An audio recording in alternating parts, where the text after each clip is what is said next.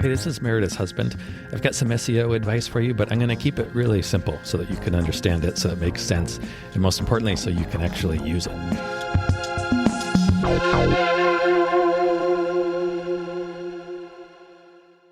Part 2 of the IQ Builder. Wow. How to turn SEO into common sense.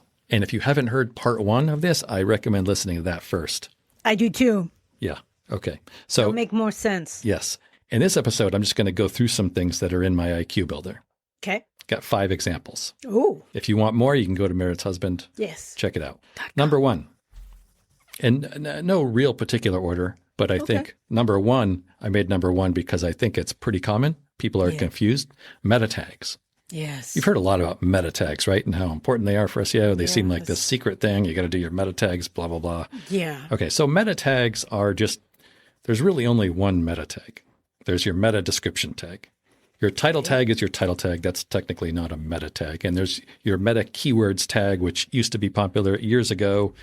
Google doesn't even look at it anymore. Nobody looks, no search engines look at it. So it's your meta description tag that we're talking about. Now, what people say is this is really important for SEO, right? Right. You want to put Do you your want to define what it is? I will, yes. Okay. But the rumor that you've probably heard is, super important for SEO. You got to put your keywords in your meta description tag. Right. Okay. So your meta description tag is the little bit of text that shows up right on Google. Yes. When you do a search beneath the title tag. So it's the little text, the black paragraph text. There's usually like a sentence worth of text there. Okay. Now, as a user, when you go to Google and you do a search, how often do you read the meta description tag? I would think always. Well, probably not always. I don't know. I don't have it in front of me, so I can't. I don't know. What you would probably do, like first you're going to look at the title tags. Title, yeah. And if the title looks good, then you're going to read the meta description Correct. tag. So you're going to probably glance at a lot of, at least several of the title tags, and maybe 1 or 2 of the meta description tags, or maybe you just click through. So my point is, fewer people are going to read the meta description tag than the title tag. It's less important than the title tag. Yes, that absolutely. It's in descending order of Yes, importance. exactly. And so if you read the meta description as a user and you decide you want to check out that page and you go to that page, all that needs to happen is that your meta description needs to coincide with what is actually on the page. Yes. You can't stuff all your keywords into your meta description about one thing and then have your page be about like kind of something a little different. Right. Okay. That's the importance. If you were Google, that's what you want to have happen. Okay. Yeah. So as a website owner, you just need to make sure that every page has its own meta description tag. It needs to be different. Okay. Right. It literally needs to describe what is on that page. That's all you need to do. Okay. You don't need to worry about stuffing your keywords in there. Doesn't matter. Google has said you don't need to stuff keywords in your meta description tags. It makes no difference. Okay. That's 1. Yeah. That was number 1. Number 2, JavaScript. Have you heard about JavaScript? I've heard about it. Yeah, yes. JavaScript is really bad for SEO. You want to avoid JavaScript whenever you can. Okay.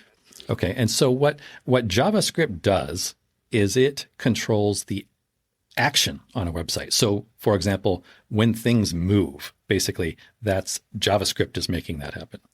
When things move? What do you mean by when things move? Like a drop-down menu.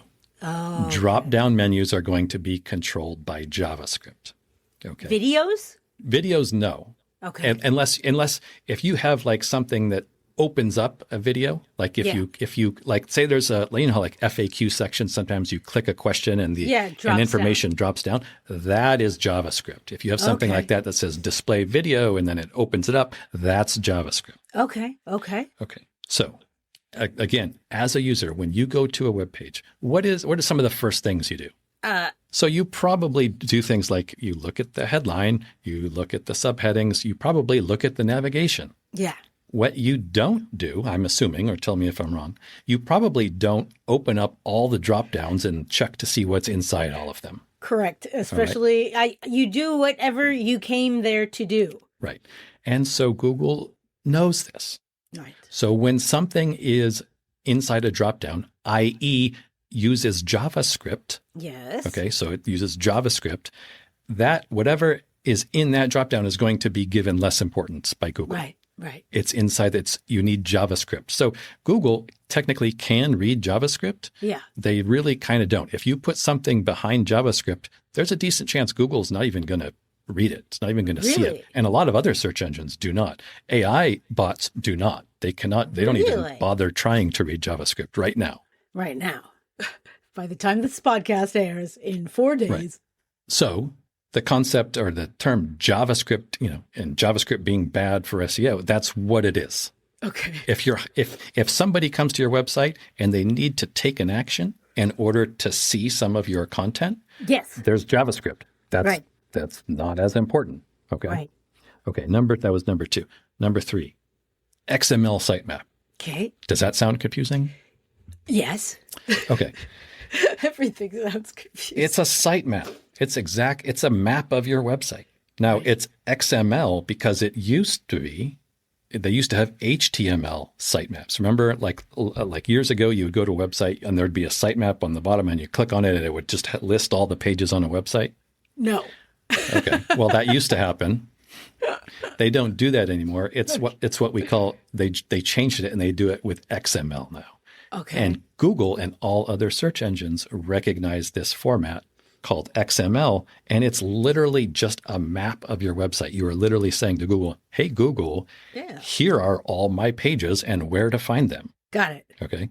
Like the little brochure when you go to a zoo, which you shouldn't. Yes, like a little map. I think of it like the directory in a mall. That's better. If you remember malls, like you go into the mall. I remember malls. There's a little Orange directory. Julius? Yeah. You are here. You look at all the stores. That's like what a sitemap is doing. Got it. Okay. Pretty simple concept. Yeah. But XML sitemap, people are. Yeah. Why? Yeah. Again, it's because coders created these things. Blame the coders. Yes. Okay. It's all Now, the coders. a similar one, that was number 3. A similar one, number 4, is the robots.txt file. What? Yeah. Sounds confusing, right? All these. Yeah. Yeah. I can tell it's making your head hurt. Yes. A robots.txt file is like the security guard at the door of the mall. Of the mall. He or she doesn't let everyone into the mall. Right. Okay. Your robots.txt file does the same thing. Presumably you're always going to let people into your website, but maybe you have a private area where you don't want people to go. And you're going to say, hey, browsers can go here, but they don't go over here. Or what a lot of people don't realize is that there's thousands and thousands of bots out there crawling the web all the time. Right. Your robots.txt file is going to say, hey, bots from Google, you guys are allowed to go over here. Bots from Spandex, you guys are not allowed. Right. Okay. Bots from... Destroy all websites? Yeah, exactly. Not allowed. Yeah, okay. That's what a robots.txt file is doing. Pretty simple. What does a TXT mean? It's a text file. It's just a text file. Yeah, right. Your robots.txt file is a file, and there's not even 2 full sentences of text there usually. Are those the things that you have on your computer and you have thousands of them and you don't want to delete them? No, those are, you mean like the files that begin with a dot? Yeah. No, that's something different. Okay, that was number 4. Number 5, this is a pretty common one. 3xx errors. What? Again, sounds confusing, right?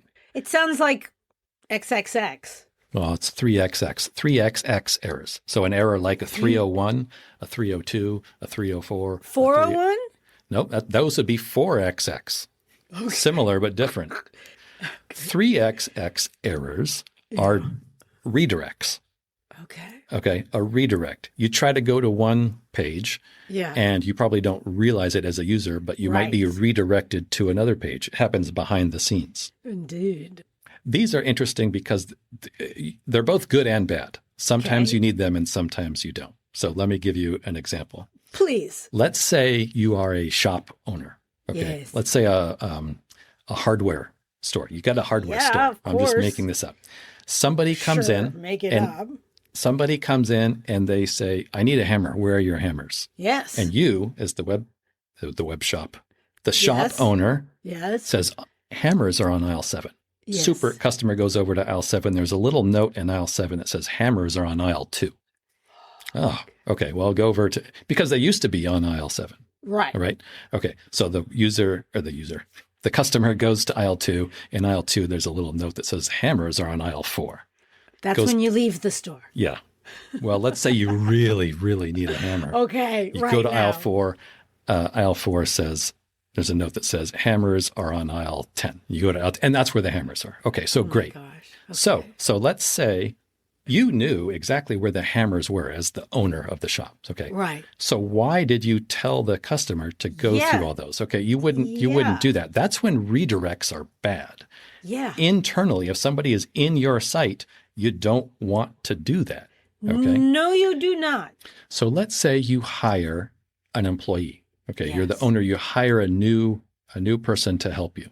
Yes. And that person doesn't know where the hammers are, but they did their know that first day. they did know that they were on aisle 4 at one point. So if they tell people, they were, or at least they might not be now, but check aisle 4, that the customer can go to aisle 4 and then see, they moved to aisle 10. Okay. So similarly, if other websites link to a page on your Yeah. website that has moved, Yes. you want those people to be redirected. Yes. There we go. So those are redirects. So hopefully that makes sense. Yes. That's what 3xx errors are. And 3xx, 90% of the time it's going to be a 301. It's a redirect. Okay. The others are much more rare. Okay.